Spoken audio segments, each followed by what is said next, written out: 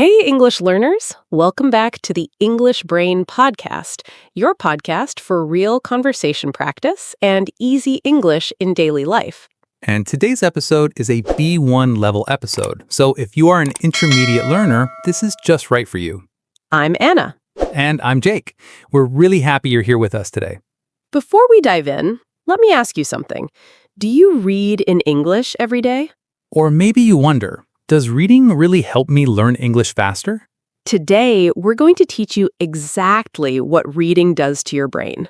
The science behind how reading changes your brain and makes you a better English speaker. By the end of this episode, you'll understand why reading is one of the most powerful tools for learning English. But first, one tiny favor. One small tap for your finger and one big boost for the English Brain community. If you enjoy learning with us, please like this episode and subscribe to the English Brain. It helps more learners find us and join this community of motivated English brains. And write a quick comment. Tell us, how many minutes do you read in English every day? When you write, you're training your English brain. It gets stronger every time. Okay, let's talk about today's topic, what reading does to your brain. This is fascinating because science shows that reading actually changes your brain's structure.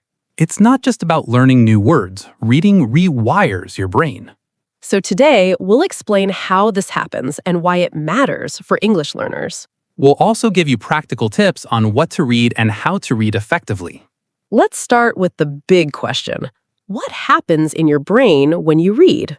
Well, when you read, your brain becomes incredibly active.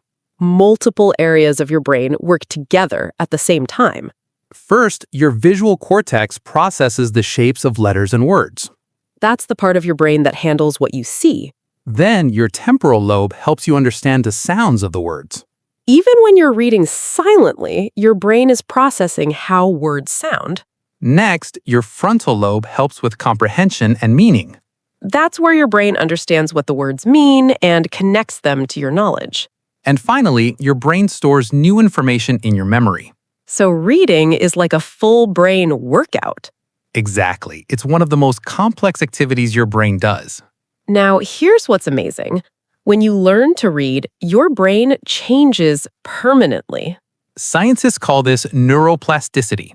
Your brain creates new connections between neurons. Neurons are brain cells that send and receive information. The more you read, the stronger these connections become. It's like building a highway in your brain. At first, the road is slow and bumpy. But the more you use it, the faster and smoother it gets. That's why reading becomes easier the more you practice. Let me tell you a story about this. Please do. I had a student named May from China. When she started learning English, Reading was so difficult for her. How difficult? She would read one paragraph and it would take her 10 minutes. that's slow. Yes, and she would forget what she read by the time she finished. That's frustrating. It was, but I told her, May, your brain needs time to build the reading pathways. Just read a little bit every day. What happened? She started reading simple English stories for just 10 minutes every day. And? After 3 months, she could read the same type of paragraph in 2 minutes. That's 5 times faster. Exactly, and she said it felt easier. She wasn't translating every word anymore. Because her brain had built those reading pathways. Exactly. That's the power of consistent reading. So now let's talk about the specific benefits of reading for English learners. Benefit 1. Reading builds vocabulary faster than any other method. When you read, you see words in context. Context means the other words around the word that help you understand its meaning. For example, if you read the sentence, "He was exhausted after running the marathon," you might not know the word exhausted. But from the context, you can guess it means very tired, This is much more powerful than memorizing words from a list. because your brain creates a memory connected to a story or situation. Studies show that readers have much larger vocabularies than non-readers. Benefit 2. Reading improves your grammar naturally. When you read well-written English, your brain absorbs the correct sentence patterns. You don't have to study grammar rules consciously. Your brain just learns what sounds right and what doesn't. For example, if you read hundreds of sentences with present perfect tense, your brain starts to recognize the pattern. I have been to Paris. She has finished her homework. They have lived here for 5 years.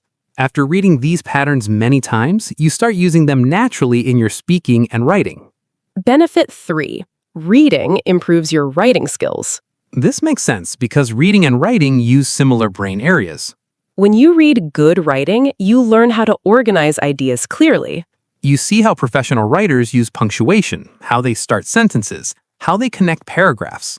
Your brain absorbs these patterns and you start using them in your own writing.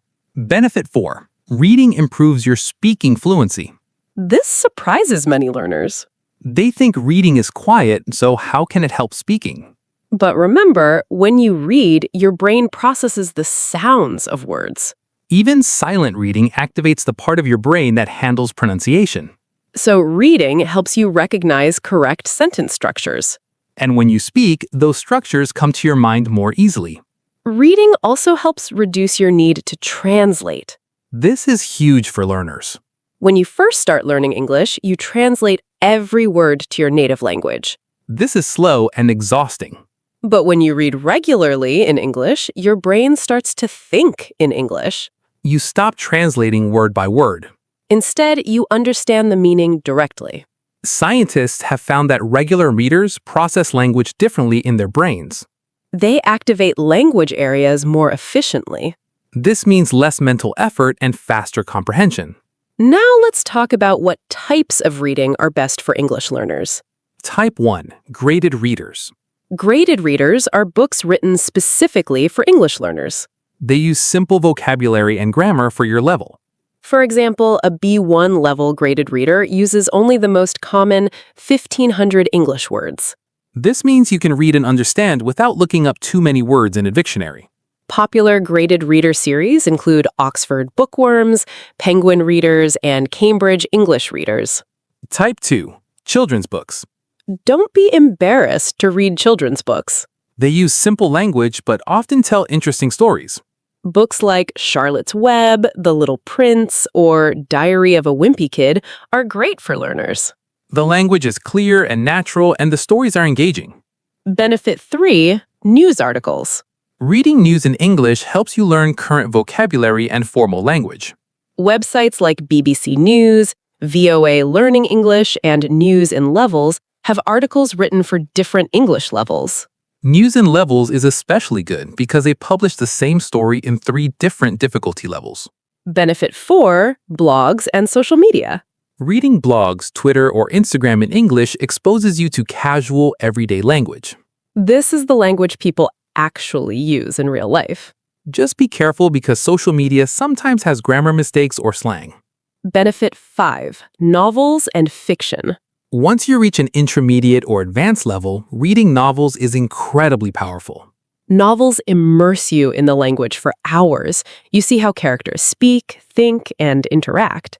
Popular novels for learners include The Hunger Games, Harry Potter, or The Curious Incident of the Dog in the Nighttime. Now let's talk about how to read effectively. Strategy 1. Read extensively, not intensively. Extensive reading means reading a lot of easy material. Intensive reading means reading difficult material slowly and looking up every new word. For building fluency, extensive reading is much better. Choose books that are slightly below your level. You should understand about 95% of the words without a dictionary. This allows you to read quickly and enjoy the story. Your brain builds reading pathways faster when you read fluently. Strategy 2. Don't look up every new word. This is hard for perfectionists. But if you stop every sentence to check a dictionary, you break your reading flow. And you forget what you're reading about. Instead, try to guess the meaning from context. Only look up words that appear many times and seem important. Strategy 3. Read every day. Consistency is more important than quantity. Reading 10 minutes every day is better than reading 2 hours once a week. Because your brain needs regular practice to build and strengthen those neural pathways. Think of it like going to the gym.